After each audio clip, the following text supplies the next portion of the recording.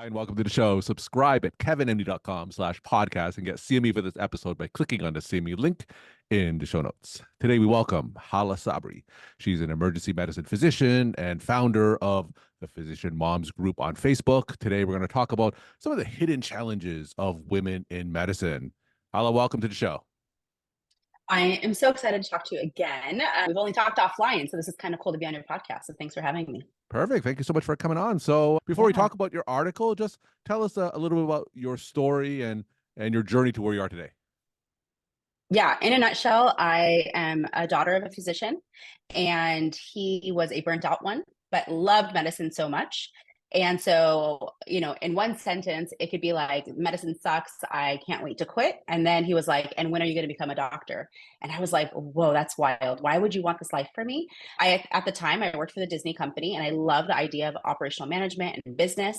So I wanted to get my MBA. So to like appease my dad and myself, I went to medical school, got my doctorate and my medical degree rather, and an MBA. And I thought I'd be sitting here talking to you, which I didn't know in the future, but I thought I would be on podcasts and on, any type of like news article as a CEO of a hospital. Because in my mind, that was the most powerful person in medicine. And then when I got into medicine, I realized, no, that is not the most powerful person. The most powerful person is every single person listening. And that's what I want to focus on today is the importance of empowering ourselves and focusing not only on equality, not only as women in medicine, but even for the men too, is focusing on kind of getting out of the conversations of just talking about burnout and the next struggle that we have, but really talking about the bigger picture and how do we really create community and understand the difference between equality and equity, and how do we empower ourselves to actually move the needle forward in medicine. I went on to not be a CEO in the hospital. I actually was turned down for a role, not a CEO role, but something much less, because they said I just had a kid and I should focus on being a good mom. I did not sue them. Actually, I'm very good friends with my boss that did that. He and I both learned a lot. He learned how to be very equitable and very physician focused in his leadership. And what I learned is how to develop a movement in medicine. I went on to create Physician Moms Group, as you mentioned in the intro.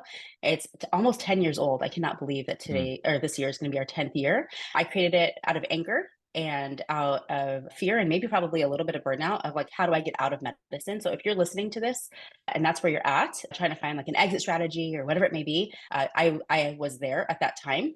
And I just felt like I needed people to hear me out. And who you surround yourself with in those very impressionable and very personal moments is so important. I know there's a lot of coaches that, talk about, you are who you hang out with, you are who your friends are. I think Tony Robbins says you are the average of the 5 people you spend the most time with. And those things are so true. And so this last 10 years has been wild because I've created the largest women physician support group that exists in the world. It's over 120,000 people, over 100 countries. I think I'm doing a lot better than maybe my initial dream of us being a CEO, although being a CEO would be awesome. And for all of you CEOs of hospitals, I hope that you can learn to community build and really be physician focused and all healthcare focused as well. But what I learned in the last 10 years that I feel like has been a residency in itself has been how to really listen to people, how to understand power dynamics, how to shake that up, and how to really stand up for the marginalized. And sometimes it is some of our women physicians as well. So I'm excited to talk to you about all that I've learned and really try to have a broadened conversation beyond just discrimination and burnout. So I don't want to understate this. Physician Moms Group on Facebook is one of the most influential physician groups, period, that is out there. So over the last like 10 years or so, tell me about the evolution, about the themes and conversations from that group. What are the women physicians talking about in that group today, say in 2024? There's a lot of the same conversations. Like I remember the first post I put up, right? So if you're a community leader or you want to create a community, one piece of advice I'd give you is remember you are the first member.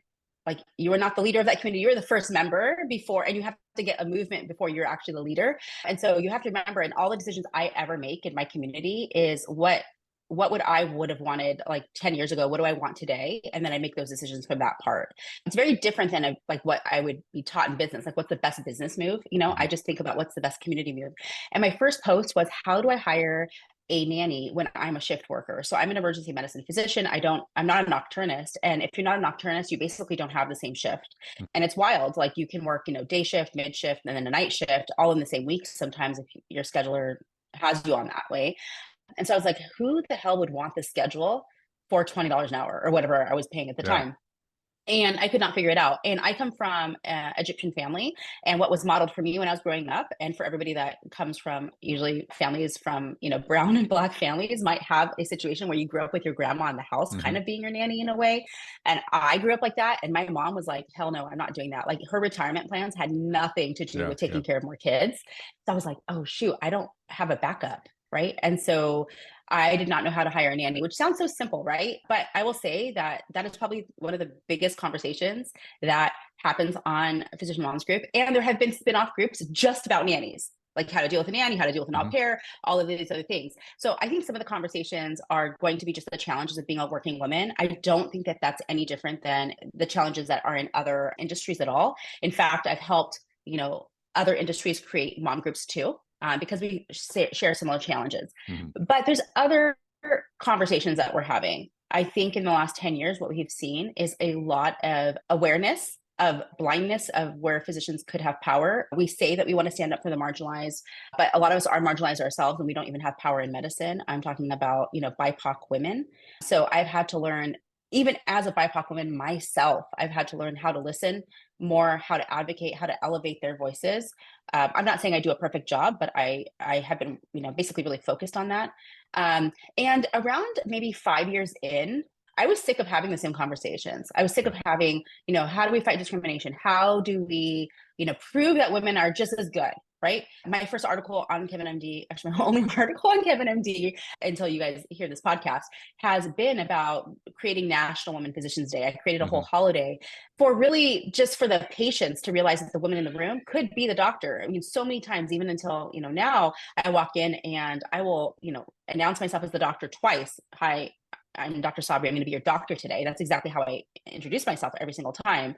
I'll go through, all the differential, the things that we're going to be doing. I've done a full exam, maybe even a rectal or a vaginal exam on a patient. And then, towards the end of the visit, they're like, well, when am I going to see the doctor? And my Hmm. question is, who did you think, and why would you allow Hmm. anybody that's not a doctor to, you know, go Yeah. to that Hmm. depth with you in the room, right? And I've asked my male colleagues, like, how many times have they asked you that? And they don't get it as Yeah. often, Yeah. if at all. And so that was my first article. But I think that's going to be until women have more power. And I'll talk about what I think that looks like. But until women have more power, that's going to be a discussion that we can always have. And we can spend time spending all our energy fighting discrimination. But I think we, at least some of us, could move the needle a little bit more and talk about other things like equity. So I think where discrimination will stop is when women actually have power. And that Hmm. comes with a lot of different ways that they could do that. That's not only representation in powerful positions like being a CEO, like that I was deterred from, but there's so many more women that, have gone down that path. But even if you look at industries, most arcs of leadership in hospitals, you'll see that maybe they'll have a lot of medical directors or like medical directors that reflect the number of percent of physicians in medicine. So there'll be like 30% of medical directors are women, right? But when you look up and you're like, okay, who are the chiefs and who are in companies like, or in hospitals like the chief medical officers, who are the CEOs, the numbers get smaller and smaller and smaller, often less than 5%. And so that is a power dynamic that I would like have the discussion about. So I think 10 years ago, I was like, hey, patients, please just recognize we're a doctor in the room. And while there's so many more people that are, fighting that fight and Yeah. carrying on that movement, I have kind of moved over to, hey, how do we get into more powerful Sure. positions? Okay, I think that making decisions, having more influence is something that increases equity, and also money. Money is a big thing. I did some research, and there's so many numbers on this topic, and you guys can deep dive on this too. But less than in the world, not just the United States, but in the world, only 7% of women make more than $100,000. So I don't know a physician that makes less than $100,000, but there may be some out there. However, most physicians are making over 7%. And what I think is that's insane is that we haven't leveraged that money. We haven't leveraged that power, but most physicians haven't. There's so many physician finance groups, and we're so stuck in like paying off debt and things like Hmm. that, and not really thinking about investments and how to really change the power dynamic. So when you have men in the world, not just doctors, but men in the world making decisions, and decisions come from influence and power, like I want to focus the rest of my career, and I'm hoping to morph kind of beyond PMG, like for people who are kind of ready not to balance like, the nannies, because eventually that gets easier. Your kids go to Hmm. school Yeah. or, they're in college, but I don't want it to be a fight of just the older generation of physicians. Like I feel like I'm in my mid-career right now, but I want to really empower the younger physicians to be like, hey, listen, we got you. We have blueprints of how to get a nanny and all those other things that are challenging in the first couple of years. But I want you to focus on putting more money in your pocket, having more power in your positions and things like that. So Sure. that way my grandchildren have more power. And that 34% of women physicians that exist in the world right now, that eventually will be 50% because of just how we're accepting women in medical school, that will actually be a power dynamic, not just a number. And I think that people don't realize that equality doesn't equal equity. So equality is like, yes, number for number, there's the same number of men and women being physicians, but equity is, do we have the same number of, opportunities, power, decision making, things like Sure. that, and money. And there still is a wage gap. There's so much that we could cover in this talk, but what I really want to talk about, if there's any takeaway, is that there's more to women in medicine than just fighting for equality. Although that is important, that's a foundation, but we Sure. need more. We need that when we are that 50%, that we have power as well. Sure. So let's talk about that. You talk about you want to move that conversation forward more Mhm. towards equity versus just equality. So before we get to solutions, what are some of the root causes why there is that power imbalance today? What's preventing women from having that equity in medicine? Well, I think this is just left over from when we couldn't even vote, and we could only vote, 100 years ago about. We just celebrated that in 2020, the ability to vote. Women couldn't even get credit cards on their own until like 1974. Hmm. And I was born around that, right? And so when you talk about the legacy of discrimination and racism, like it's still live and existent today. Like a lot of people think, oh, well, we're equal, right? Like, I hear so many people miss opportunities to understand, like, for example, like RVU. Okay. Hmm. We're like, oh, RVUs are equal. Like the RVU system does not know if you're male or if you're female, Hmm. right? And that is true. Although I've learned from lawyers that not all physicians are working under the same RVU system, that I can actually advocate for a different RVU system than my colleague, right? So that's one discrimination. I didn't even know that was possible, right? And so for women, when we're focusing, if we're hyper focusing and being very myopic on, I just want to be equal, but they don't understand I could be equitable too, they miss those opportunities, right? The other thing is that I get this a lot at work. Because I do a lot of community leading, I've worked for Disney, I have a lot of customer service background, and I've, done a lot of coaching. My emotional intelligence is just like, always like beaming at work. I spend a lot of time with my patients, right? That decreases my RVU in the long Yeah. run. When I have like a patient who I need to put on hospice and they're like, oh my gosh, Dr. Sabry is the best for it. Or for example, when a woman's coming in and having a miscarriage, right? A lot of the men, not because they're being discriminatory, but they're like, dude, maybe you should be in the room. Like you're probably the better person. Hmm. Like they're really coming from a place of like, love for their patient, but that takes so much time, Yeah. right? And they could be, suturing up somebody or, seeing 5 people in triage, whatever. Right. And so that's money lost on the table. Right. And so Yeah.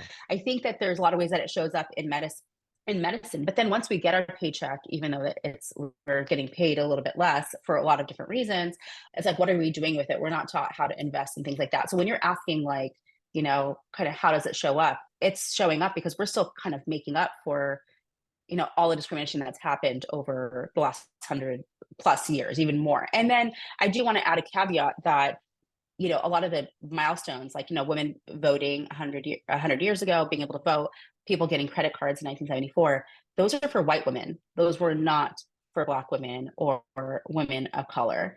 And so we're making up for a lot of lost time. And so our generational wealth, our equity is even less. And so I just like to highlight that, not to depress people, but you can't fix a problem that you don't even know is there.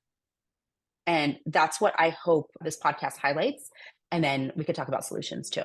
Yeah. So let's talk about a path forward. So how Mhm. do we improve or make things more equitable between men and women physicians?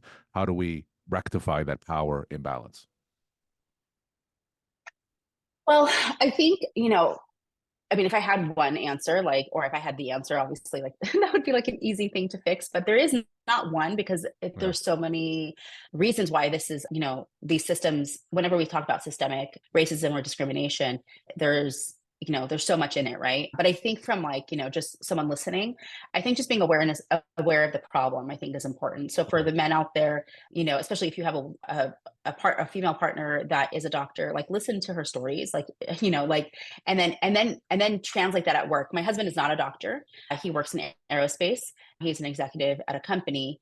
And just hearing my stories, I'm not saying my husband does it perfectly, but I'll just give this example, is that there was a woman that was on his team and she was amazing. Like he was like, and he tries to hire more women on his team. I mean, women in engineering already is like a situation like medicine, even probably worse. And she kept giving him excuses that she had a child that, needed childcare and things like that in her situation. And he was like, okay, but how can I support you? Like, how can I still get you in that position and accommodate you for what you're going through? And I just love that he had that conversation and he gave her the choice, right? And so I want each of you listening, whether that is you're a hiring, a medical director, or you're a colleague and you see that somebody's kind of going through a rough time, whether it has to do with a child or an ailing family member. There's so many ways that women positions are pulled. When somebody gets sick, like it's usually the women in the family that's taking care of them. I'm not saying always. I'm sure that there's some men listening going, no, that's not true. I'm doing all of the work, and that's fine too. And I wish that there was, more equality and equity with that. But the truth is, women are often the caretakers, not only for the kids, but for their husbands or for their partners, husbands or wives, or their in-laws, or whatever it may be. And so just kind of understanding that, those situations and making equitable for all, not just the women, but maybe the men want to be available for that too. And so I think one is like just understanding that people have different needs, and then that's okay, that we don't have to. I remember my company, one of the companies I work for, they decided to make a parental leave policy. And they included, I love that they included men in it so they can take, paternal time. Yeah. I love that they included like adoptive parents, things like that, but it is equal. And I have a problem with that, not because I think women should have more, but I think women should have a little bit of gap for more. Like, for example, my husband being able to take paternity time with our kids is so important and I think necessary. And he had paternity time. He's not in medicine, but they gave it. But like I had a C-section with twins twice. Like I had 2 sets of twins. Like my body needs a different recovery than like say, someone else. So just giving a little bit of room for special circumstances and not making it a policy that can't be adjustable, I think is really important. I think that is a key to equity, is really understanding that each person has a different need. Maybe there's somebody who's on bed rest from like 22 weeks that might need a different need, and her partner might need a different need as well. But just being more aware of that. And I think companies don't like doing that because they want policies that they could stick to because it gives them like, some kind of like framework, right? So I think that we could be just at our level of just like, hey, do you need help? Like, how can I help you be successful? And I think that when you do help somebody, whether it's a man or a woman, they're going to give it back tenfold, So I think that medicine would be a better place if we could just identify that. The other thing I want to talk about too is that like a lot of the financial strategies that people talk about, and I'm not a financial guru, so I'm not going to like give any financial advice, but just one of the things I see that's a little short-sighted is that we only talk about retirement. And I think that that's a really important thing. Or maybe we don't even talk about retirement. We're just talking about like being financially free so you don't have to work. Like what's your exit strategy, right? And I mean, personally, I love medicine. I still practice. A lot of people think I don't, but I still practice and I love it so much. I actually stopped practicing for a year and a half because I went through some medical challenges and I was so depressed. I was like, oh my God, I want to get back to the hospital. And so for people, I mean, and it's okay if you don't want to practice medicine or anything like that. But I think for whether you're practicing medicine or you're in non-clinical role, I think just planning for the next phase of your life is really short-sighted. I think that we could plan for how do we create power now? How do we create generational wealth? How do we make the next generation not just have to focus on their student loans, whether that's, fighting through policy, whether that's setting them up and actually having money for them or whatever it may be, however, whatever is right for you. But how do we make it easier for the next generation to have the more important and deeper conversations? And so those are the things that I like to highlight now. I think it's hard when you feel like you're drowning, like right now, you're like maybe somebody's listening to me and like, oh, that's great, Hala. That sounds like a really great topic, but like my kid is sick. I have to call sick to work. I'm an eat what you kill kind of physician. And yes, all of those circumstances are true and they're hard. And I think just being aware of, hey, look, this is bigger than just the next shift. This is bigger than just the next tax season. This is bigger than, just the next year.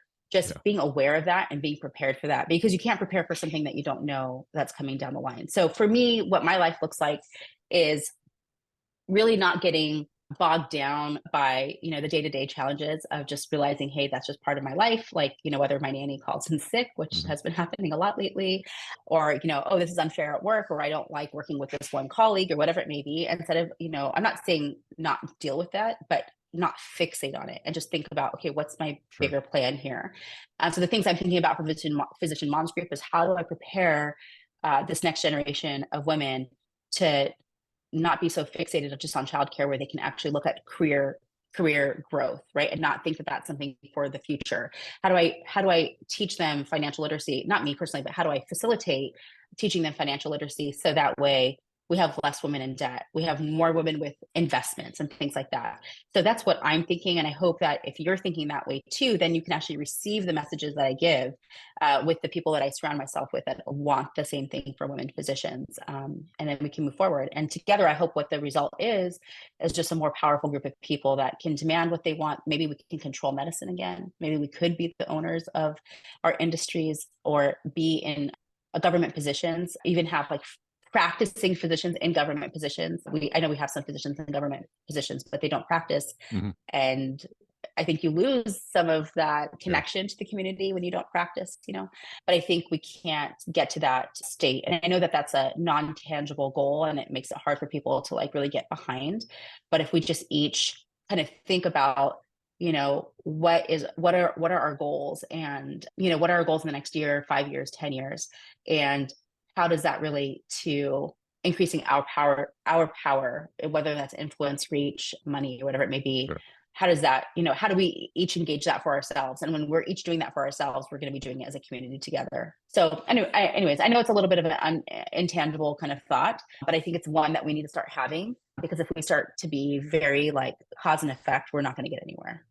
So tell us a success story. It could be from a systemic standpoint or from an individual physician standpoint of what correcting that power imbalance will look like. So what will be a success story where either physicians moms groups have moved the needle, or something that you've seen from a systemic standpoint that's really implemented some of the suggestions that you've had? A short anecdote just to kind of illustrate some of the concepts you just talked about. Yeah. I mean, there's so many examples, Yeah. but even just listening to this podcast, my example, right? I mean, I started the group thinking I was going to quit medicine because I couldn't figure out how to have a position that would be flexible enough with a young mom, Hmm. and hiring a nanny, right? And so now the conversations like 10 years later are like, how do I increase power in the community, right? Like that's a very different kind of conversation to have. I do some coaching as well, for people who want to work like one-on-one. I have a client who came to me and said that she wanted to quit. Actually, this is like a lot of clients. They come and Yeah. say they want to Sure. quit medicine. Yeah. And obviously, if they want to quit medicine, I support them. I mean, Yeah.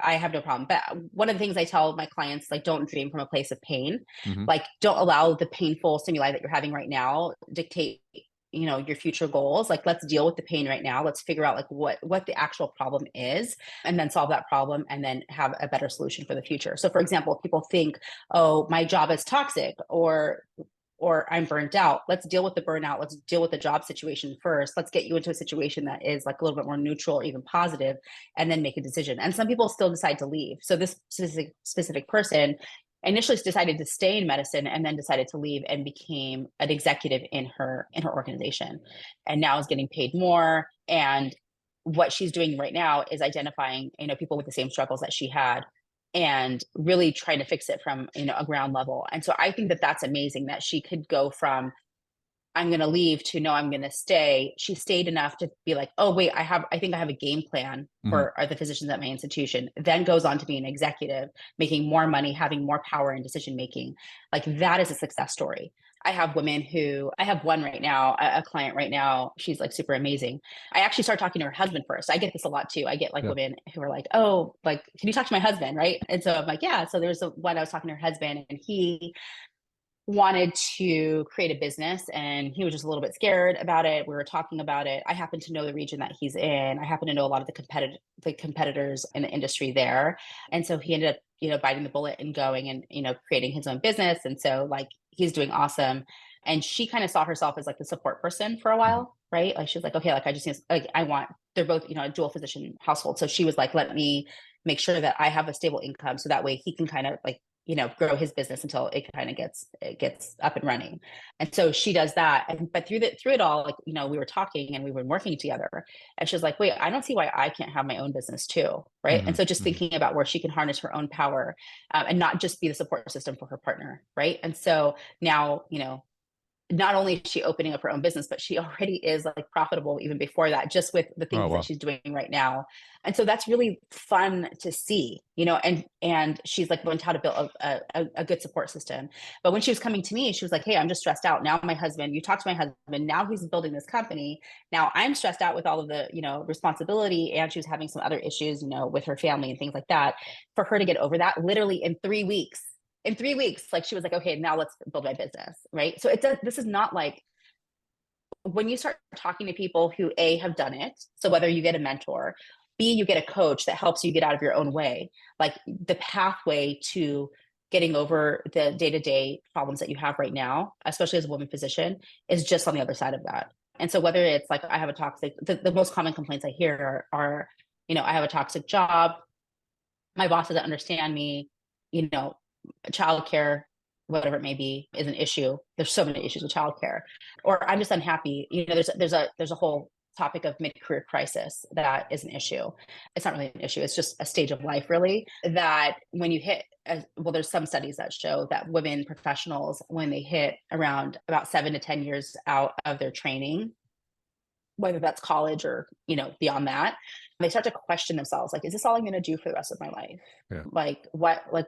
They're really asking like, what's my impact, but they're not asking it like that. They're just like, I'm bored. Yeah. Right. Yeah. They're saying those things. And for some people, because we don't have that vocabulary of mid-career crisis, we only have the vocabulary in medicine as a burnout.